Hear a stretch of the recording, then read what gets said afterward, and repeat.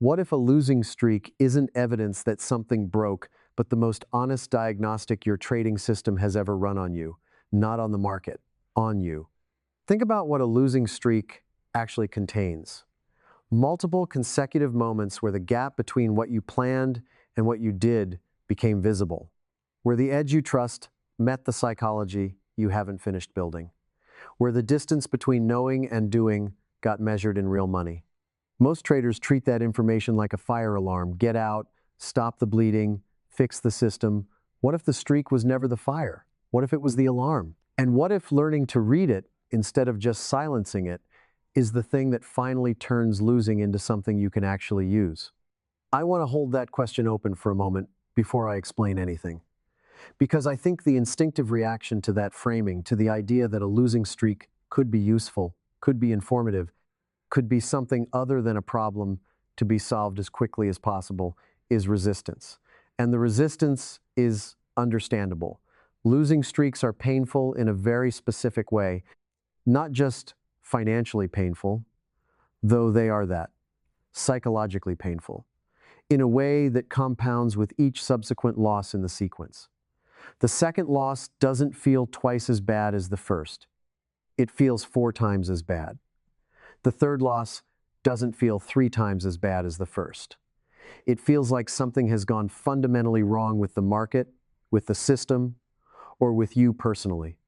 And that escalating emotional weight makes it almost impossible, in real time, to step back far enough to see the streak as anything other than an emergency. I know that experience. I have lived it more times than I want to count, and in more intensities than I would choose to revisit.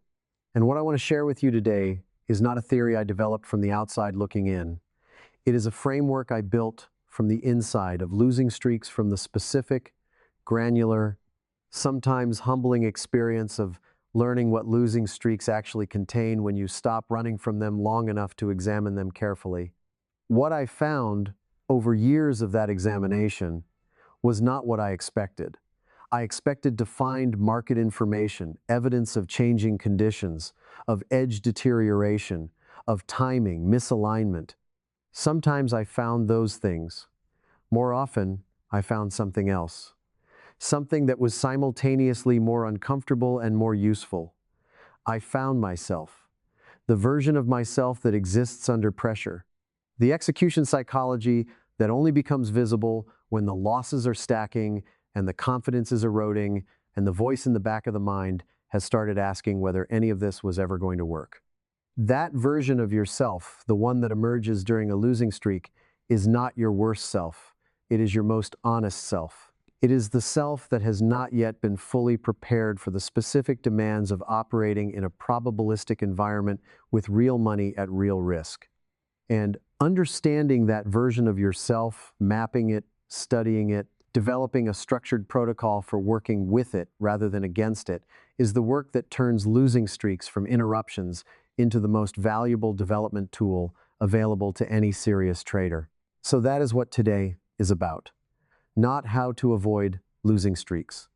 You cannot avoid them. They are a mathematical certainty for anyone trading a probabilistic edge in an uncertain environment. Not how to shorten them through better analysis, though better analysis matters. How to navigate them deliberately, systematically, with a specific set of tools and a clear map of the psychological terrain in a way that extracts maximum value from the experience and returns you to execution with your psychology more intact and often more developed than when the streak began. Let me start with a picture, because I think this concept is one that needs to be felt before it can be fully understood.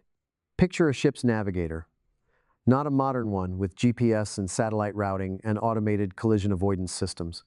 A real navigator, in the older sense, someone whose entire skill set was built from direct experience of the sea and from the accumulated knowledge of those who had sailed before them. This person has crossed hundreds of miles of open water. They have sailed through dozens of storm systems of varying intensity. And through all of those crossings, through all of those storms, they have been building something that goes deeper than technique. They have been building a map of how storms move, not a paper chart, an experiential map, a deep, embodied understanding of how storm systems develop, progress, and resolve. What the early edge of a system feels like compared to the center, what the false calm in the middle means versus the real clearing at the end, what the specific quality of light on the water tells you about where you are in the system's arc. This navigator does not treat every storm as a unique, unprecedented emergency that requires a completely novel response. They have a framework, an understanding of the typical shape of a weather system, the stages it moves through, the signs that indicate where in the progression the ship currently sits, and the navigational responses that are appropriate at each stage. They know that the worst visibility doesn't mean the storm is at its absolute worst. It might mean they are near the center, which paradoxically means the edge is closer than the darkness suggests. They know that a temporary calming mid-storm can be one of the most deceptive moments of the whole crossing, because the nervous system interprets the easing of intensity as safety, when what it might actually indicate is a transitional phase between two difficult periods. They have learned, through experience, not to make major navigational adjustments based on momentary changes in weather, because they know the shape of the whole system well enough to know that the momentary change is not the whole story. A losing streak is exactly this kind of system. It has a shape, it moves through stages, it has a predictable psychological arc, not in the sense that each streak feels identical, but in the sense that the sequence of internal experiences that a losing streak produces follows a pattern consistent enough across traders and markets and time periods that once you have mapped it clearly, you are never again entirely surprised by where you find yourself inside it.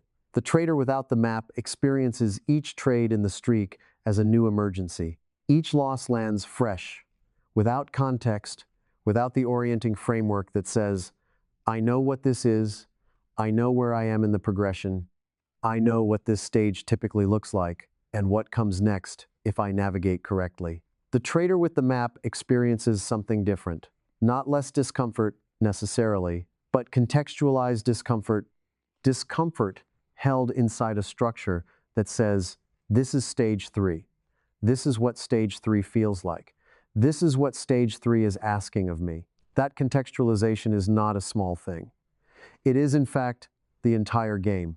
Because the decisions a trader makes during a losing streak, the sizing adjustments, the system modifications, the choice to reduce exposure or to push through, the response to the psychological pressure at trade 5 or 6, all of those decisions happen inside a state of either orientation or disorientation. The oriented trader, the one with the map, makes those decisions from a place of structured understanding. The disoriented trader makes them from a place of escalating emotional reactivity. And those two decision-making states produce dramatically different outcomes from the exact same sequence of market events. Now, I want to take you somewhere more specific before we get into the framework itself.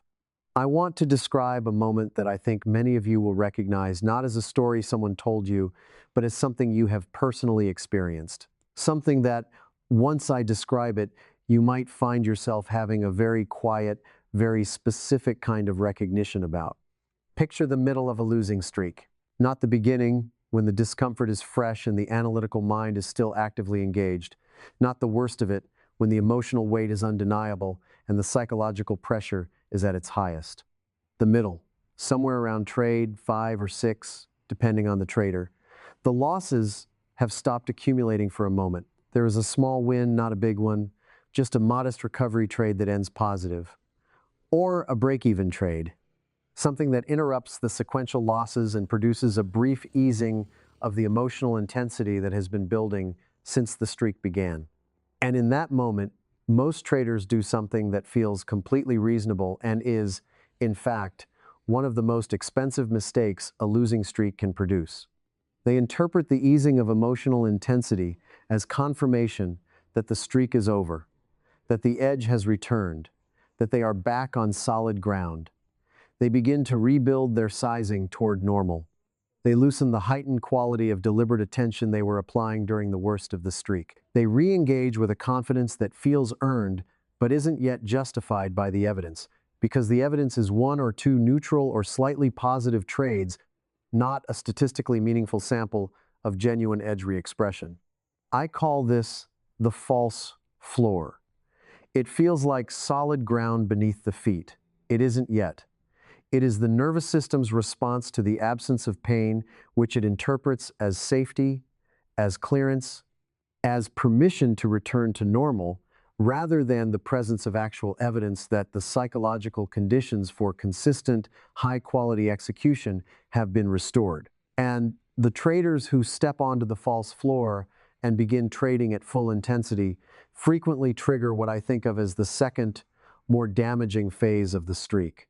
Not another losing streak exactly, but a subtle overeagerness in the execution, a slightly inflated sizing here, a slightly rushed entry there, an exit that comes too early because the body is still bracing for another loss, even as the mind has declared the all clear that contaminates the execution quality precisely when it needs to be most careful and deliberate. The navigator who knows the map sees the false floor coming. They have sailed through enough storm systems to know that one patch of calm water in the middle of a weather system is not the same as breaking through to clear skies. They hold the deliberate navigational posture a little longer.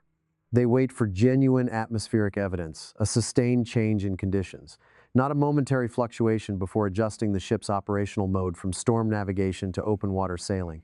And that waiting, that patient, informed, non-reactive holding of the careful posture just a little longer than feels necessary is often what separates the trader who emerges from a losing streak with their edge fully intact from the one who emerges, steps onto the false floor, and triggers the streak's second chapter before the first one was truly finished.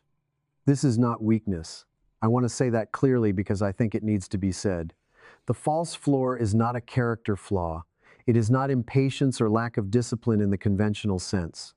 It is a completely predictable stage of the streak's psychological arc, the stage where the nervous system's relief at the cessation of pain produces a premature return to normal operations.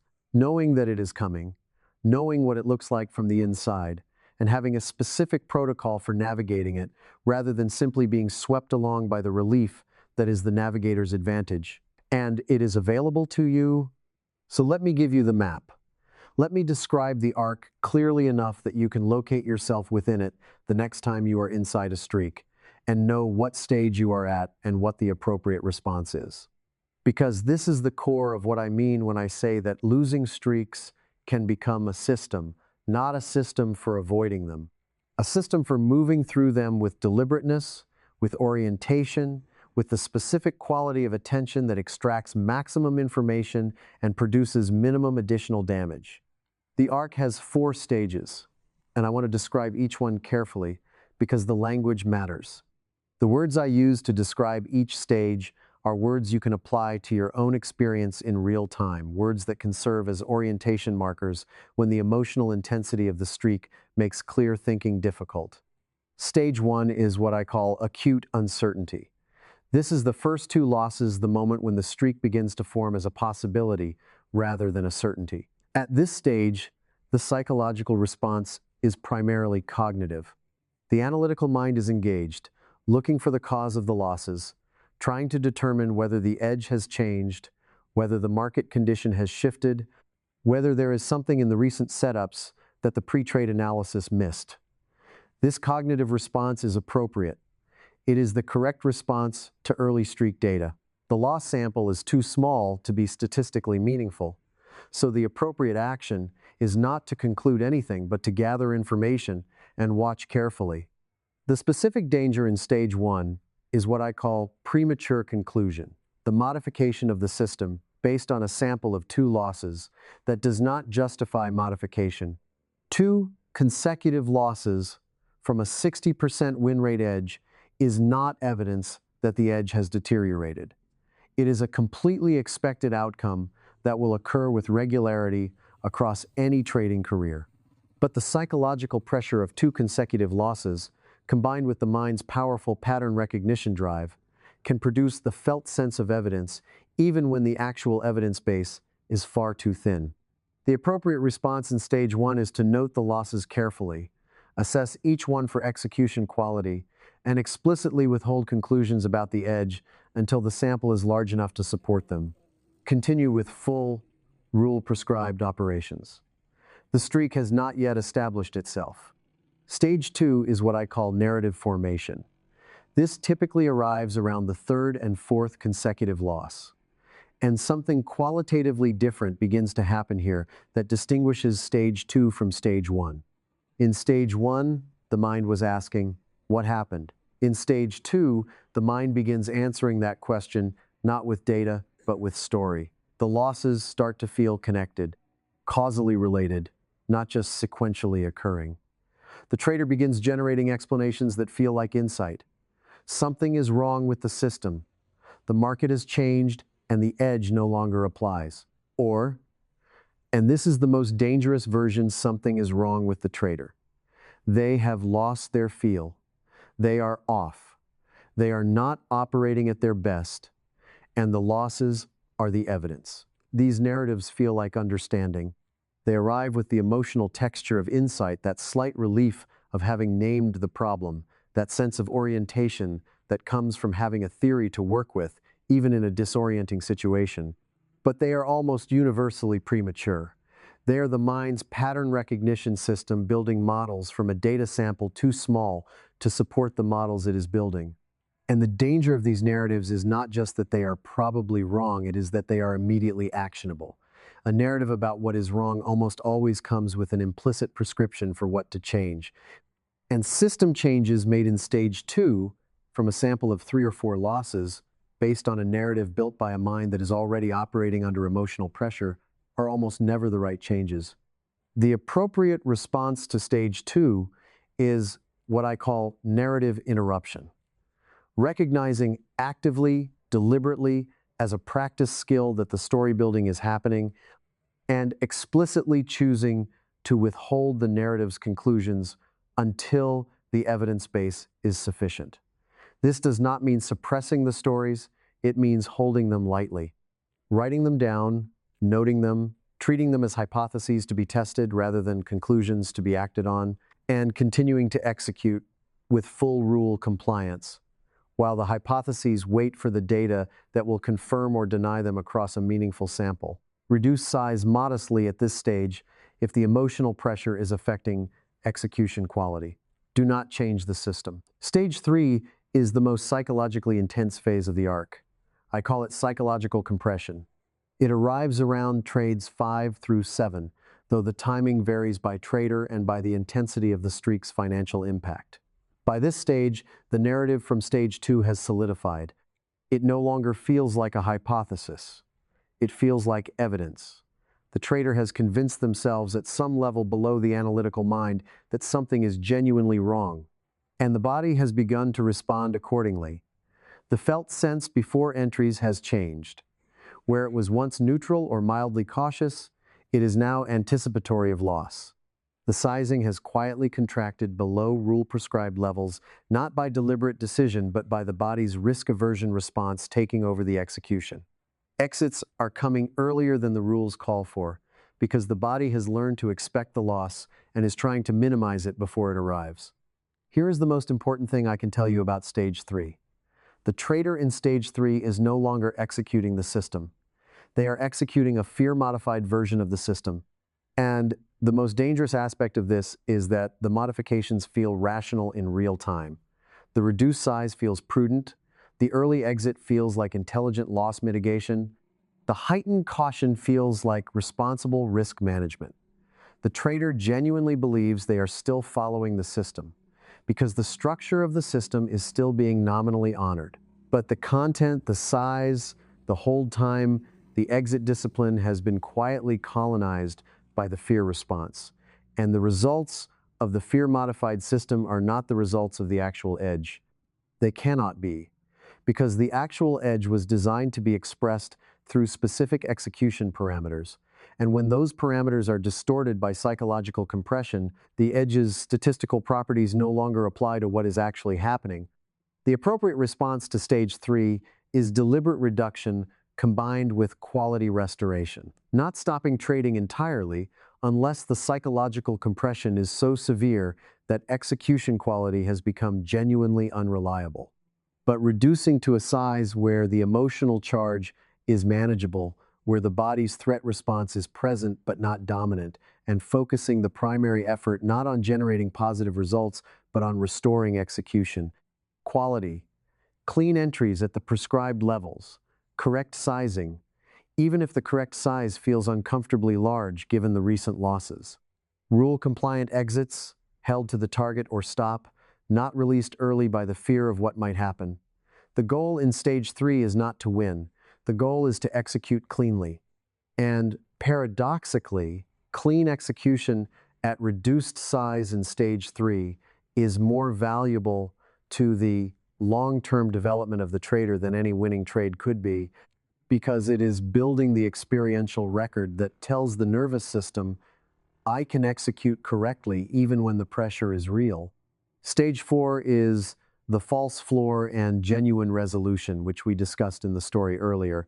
But I want to add one thing here about how to distinguish them, because I think this distinction is the most practically useful thing in the entire framework. The false floor feels like resolution. Genuine resolution is resolution. And the difference between the two, which I spent a long time learning to perceive clearly, is this. The false floor is defined by emotional relief, the feeling that the worst is over, the sense that things are returning to normal. Genuine resolution is defined by execution quality, not by how the trades feel, but by what the journal shows. Clean entries, correct sizing, rule-compliant exits. Across enough trades, I would say a minimum of 5, and ideally more like 10, to establish a genuine pattern rather than a momentary fluctuation. When the journal shows clean execution across 5 to 10 trades, regardless of whether those trades are winning or losing, the streak has genuinely resolved at the psychological level that matters. The edge is being expressed faithfully again. The execution psychology has returned to a state where the system's statistical properties can actually apply to what is being done. And from that point, the gradual return to full size and frequency can proceed with confidence, not because the winning trades confirm it, but because the quality of the process confirms it. The marker for genuine resolution is never a result. It is always a process. Now, I want to talk about something that I think is the most underappreciated dimension of losing streaks, and it is the one that has the most potential to reframe the entire experience from emergency to development opportunity. It is the distinction between two questions that most traders treat as the same question, but are actually completely different. The question is, what caused these losses? And hidden inside that single question are two separate ones. One, did the market cause the losses? That is, did the edge produce losses through normal variance, the way any probabilistic system will? And two, did the psychology cause the losses? That is, did the execution deviate from the edge in ways that produced losses beyond what the edge's expected variance would predict? These two questions have different answers. They require different evidence to assess, and they demand completely different responses. If the losses were caused by market variance by the edge, producing a losing run that falls within the expected statistical distribution, then the correct response is patience and continued faithful execution. No system change, no major adjustment. The edge is working as designed, which includes producing losing runs of this length from time to time. If the losses were caused by psychological deviation by execution that drifted from the edge's prescribed parameters in ways that amplified the losses beyond expected variance, then the correct response is process-level intervention. Not system change, process change. Addressing the specific execution deviations, the premature exits, the size compressions, the skipped setups that the psychological compression produced. The problem is that these two questions are almost impossible to separate from each other using the felt sense alone. From the inside of a losing streak, market variance and psychological degradation feel identical. They both produce losses. They both generate the same emotional weight. They both produce the same internal narrative about something being wrong. The only way to separate them reliably is through data, through a structured record that captures both the objective quality of the setups and the execution quality of the trades in enough detail that the comparison between the two reveals where the losses are actually coming from. This is why I advocate for what I call the streak journal, a parallel record maintained specifically during losing streaks, with two separate tracks of information. The first track is the edge assessment. For each trade in the streak, was the setup valid by the original pre-streak criteria? Did it meet every condition the edge requires? Was the potential loss within the expected parameters for this type of setup? The second track is the execution quality assessment. Was the size correct?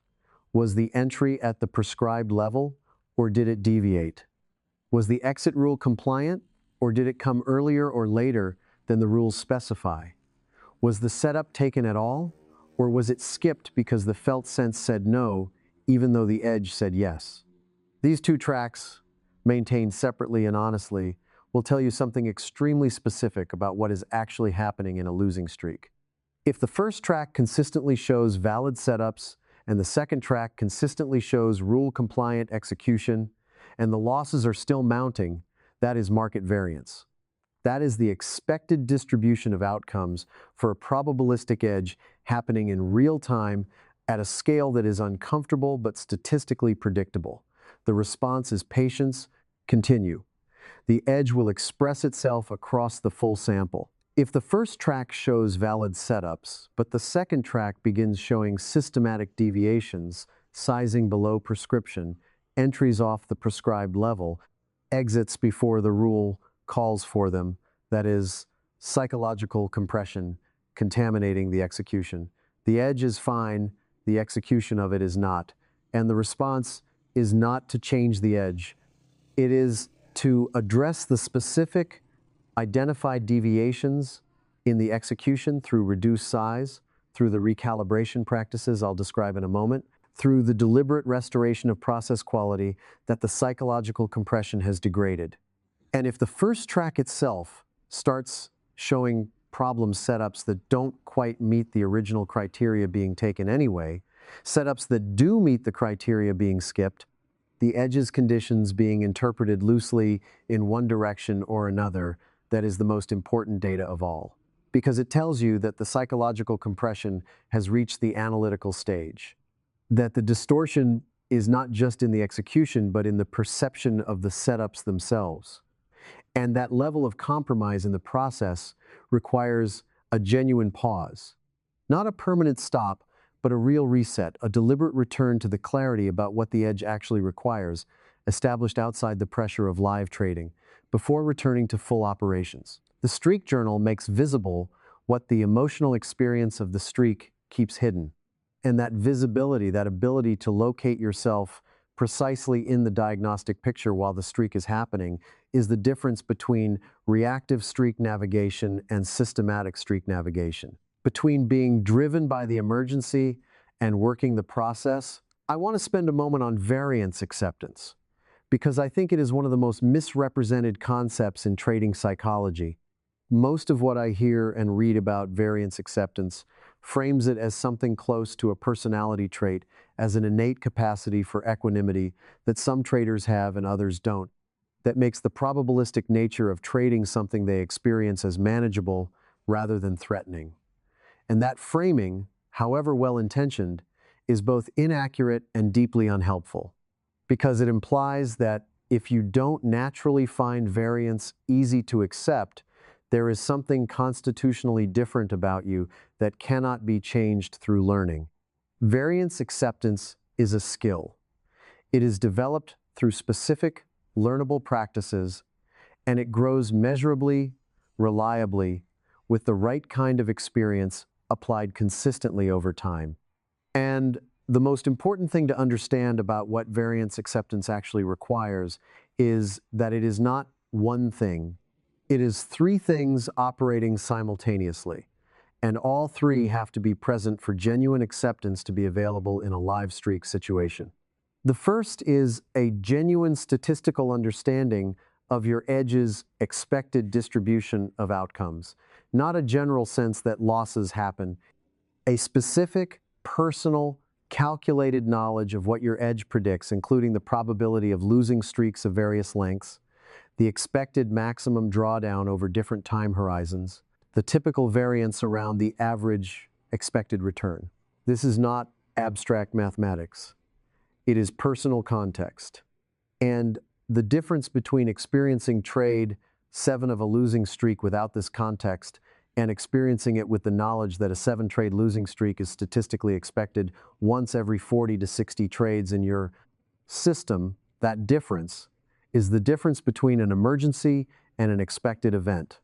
Same trade, same loss, completely different psychological experience based entirely on the presence or absence of prior preparation.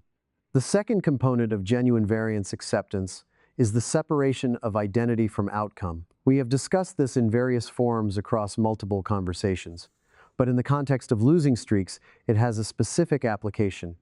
Each individual loss in the streak must be experienced as a probability event, as information about the distribution of outcomes for this edge, rather than as a verdict about the trader. When losses are verdicts, streaks are trials. The accumulation of verdicts becomes an accumulating case against the trader's competence, their readiness, their right to be doing this. And no amount of statistical context can fully counteract the psychological weight of a streak being experienced as a judgment on identity. Separating those two things, the trade result from the self-assessment, is not just philosophical comfort. It is a functional prerequisite for clear thinking during a streak. The third component is trust in the process built from direct personal observation, not trust asserted through affirmation. Trust earned through the experience of having observed in your own trading history that the edge performs as predicted across sufficient samples. That previous losing streaks did resolve, that the edge's statistical properties did express themselves over time, that patience and execution quality were, in fact, the right responses to the pressure of the streak, even when those responses felt insufficient in the moment. This third component is the one that cannot be built quickly.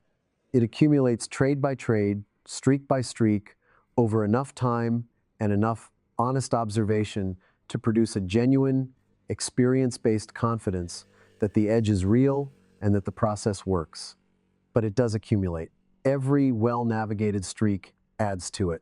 Every streak navigated with the map, with the journal, with the deliberate quality of process-level attention that is a deposit into the account of earned trust that makes the next streak a little more manageable, the one after that more manageable still.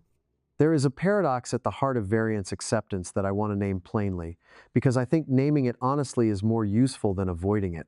The skill of variance acceptance, the deep, reliable, not just intellectual but embodied acceptance of loss as a normal feature of a probabilistic environment, is built during losing streaks.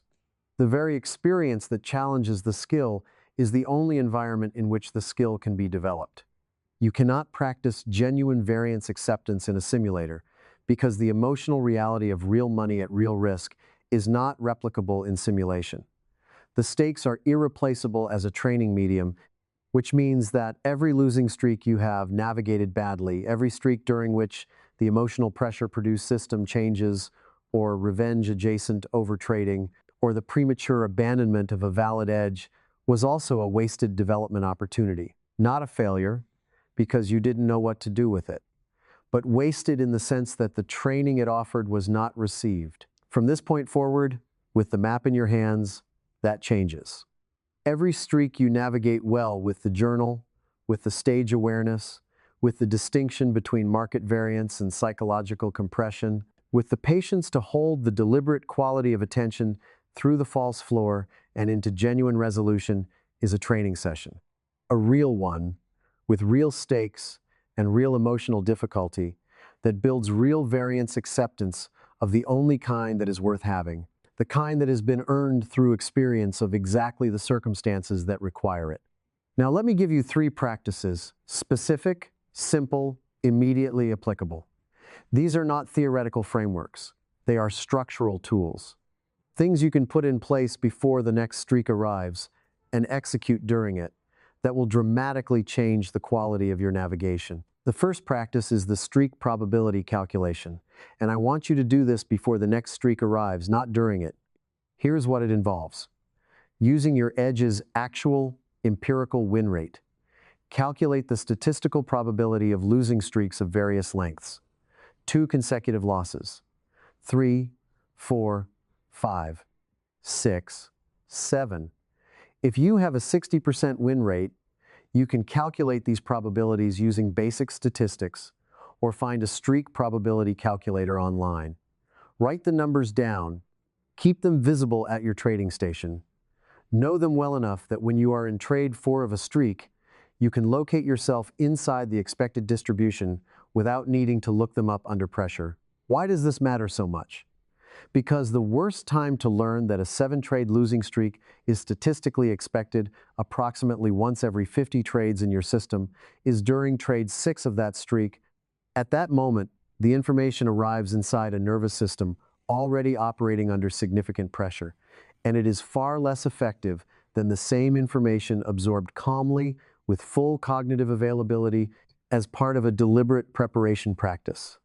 The pre-calculated probability numbers become a psychological anchor during the streak, a concrete, personal reference point that says, I knew this was coming, I calculated this was possible, this is within the range I prepared for. This is not the emergency my body is telling me it is. That anchor does not eliminate the emotional difficulty, but it contextualizes it in a way that keeps the analytical mind accessible rather than overwhelmed. One sentence I want you to be able to say to yourself during any stage of a streak: I am experiencing expected variance, not evidence of failure. My edge is intact. My job is to execute it. Write that down. Put it where you will see it. Not as a mantra to suppress the fear, as a factual reorientation available to you when the narrative formation of stage 2 starts generating its inevitably premature conclusions. The second practice is the 2-column streak journal. As I described earlier, the parallel record with 1 column for objective edge assessment and 1 column for execution quality assessment. I want to give you the minimum viable version of this, because I know that sitting down to write extensively after every trade in a losing streak is not always realistic. The minimum viable version is a single sentence. After each trade in the streak, before you do anything else, write 2 assessments. 1. Was this setup valid by my original pre-streak criteria? Yes or no, and 1 specific reason. 2. Was my execution rule compliant? Yes or no, and if no, 1 specific deviation. That is 12 words maximum. You can do that in 30 seconds. And across 5 or 6 trades, those 60 words will tell you more accurately what is actually happening in the streak than 3 hours of emotional analysis could. Begin this journal at the first loss from a valid setup that follows a previous loss from a valid setup, not after the streak has been definitively established. At the moment it becomes a possibility, because the early data from stage 1 and the beginning of stage 2 is the cleanest data you will have. By stage 3, the psychological compression is already affecting the clarity of the retrospective assessment. Start the journal early, while the analysis is still relatively uncontaminated by the emotional weight of the streak's accumulated losses. The third practice is what I call the recalibration signal, and this one requires work before the streak, not during it. Here is what I want you to do. Define, in writing, right now, if possible, the specific, observable criteria that will tell you that you have entered stage 3 psychological compression, not a feeling, an observable behavior. For most traders, the signal is some combination of the following. The felt sense before entries has shifted from neutral to anticipatory of loss. Sizing has contracted below rule-prescribed levels on at least 2 consecutive trades without a deliberate rule-based reason for the reduction. Exits have come earlier than the rules prescribe on at least 2 consecutive trades. At least 1 valid setup has been skipped based on felt sense rather than objective edge criteria. Write your specific version of those criteria. The ones that, when you look at your own trading history, through the lens of previous losing streaks, you can recognize as the observable signs that the psychological compression reached stage 3. That written definition becomes the trigger for the recalibration protocol, the shift to reduce size, the heightened focus on execution quality over results, the deliberate maintenance of the careful navigational posture for longer than the false floor will want you to maintain it. The reason you define this signal in advance is specific and important. In stage 3, the psychological compression that makes recalibration necessary also makes it very difficult to recognize that recalibration is necessary. The fear-modified execution feels prudent. The narrative that generated the size compression feels wise. The early exits feel like intelligent adaptation. The signal that something has gone wrong at the execution level is difficult to perceive from inside the emotional state that produced the problem. A predefined, externally visible, behaviorally specific trigger written in your own words, established in your own handwriting before the pressure arrived, activates the protocol without requiring the compromised psychology to generate the self-recognition itself. The journal shows the deviations. The predefined criteria recognize them. The protocol activates. You don't have to fight your way to the recognition through the fog of the stage 3 emotional state. These 3 practices together create what I think of as a complete systematic response to losing streaks. The pre-calculated variance probabilities provide the statistical anchor that keeps acute uncertainty in stage 1 from escalating faster than necessary. The 2-column streak journal provides the diagnostic data that separates market variance from psychological compression across all 4 stages. The predefined recalibration signal provides the automatic trigger for the stage 3 protocol without requiring self-recognition under pressure. And the false floor protocol defined in advance as the rule that genuine resolution means execution quality confirmed across a minimum number of trades, not emotional relief at the cessation of losses, protects the recovery from the most common and most expensive mistake of the entire streak arc. Let me bring all of this home. Let me take everything we have covered today and land it somewhere true and useful and real. We started with a question. What if a losing streak is not evidence that something broke, but the most honest diagnostic your trading system has ever run, not on the market, but on you? And I hope by now that question doesn't feel provocative or counterintuitive. I hope it feels accurate, because everything we have walked through today is an unpacking of exactly what that question contains. The losing streak contains the gap between knowing and doing, measured in real money under real pressure. It contains the psychological stages that every trader moves through in the specific sequence that the arc predicts: acute uncertainty, narrative formation, psychological compression, false floor, genuine resolution, each with its own specific appropriate response, and each with its own specific failure mode when the map is absent. It contains the most important diagnostic distinction available to any trader, whether the losses are coming from market variance or from the psychological degradation of execution quality. That distinction, visible only through the streak journal, points directly and precisely to the right response, patience, and continued execution if it is variance, process-level recalibration if it is compression. You have 3 practices to implement before the next streak arrives. The streak probability calculation that converts statistical context into a pre-prepared anchor, the 2-column streak journal that provides diagnostic clarity in real time, and the predefined recalibration signal that activates the stage 3 protocol without requiring self-recognition under pressure. These are not motivational tools, they are navigational ones, built for the specific psychological terrain of a losing streak by someone who has spent a long time learning it from the inside. And here is what I want to leave you with as the thing that matters most. You are not in a losing streak because you are a losing trader. You are in a losing streak because you are trading a probabilistic edge in an uncertain environment, exactly as every consistently profitable trader before you has done. The streak is not a verdict, it is a stage. And you now have a map, not a guarantee, not a promise that the streak will be short or that the losses will stop on a schedule you control, but a genuine map of the terrain you are inside. You know where you are. You know what this stage typically looks like and what comes next. You know what to do. And knowing what to do, having a clear, deliberate, systematic response to the most psychologically destabilizing experience in trading is not a small thing. It is, in fact, the thing that changes everything. Because the trader who has a system for losing streaks has converted the most threatening experience in their professional life into the most instructive one.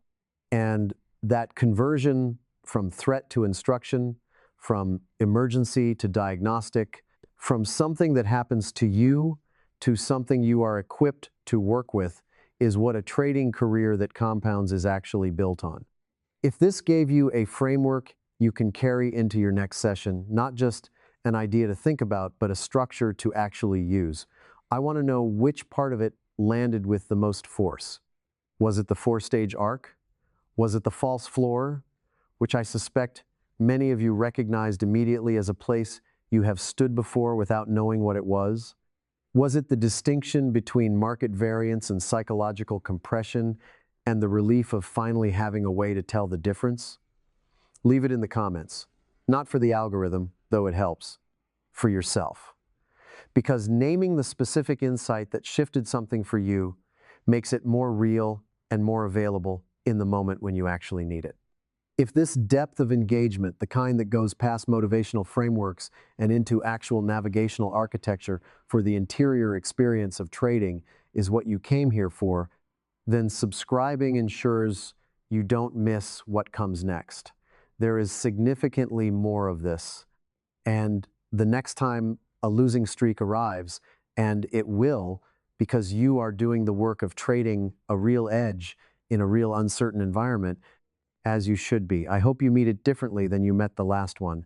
Not with less feeling, with more preparation, with the map in your hands, with the journal already set up, with the probability anchor already calculated, with the recalibration signal already defined, with the knowledge that what is happening has a shape, and you know the shape, and you know what to do at each stage of it. The storm is part of the voyage.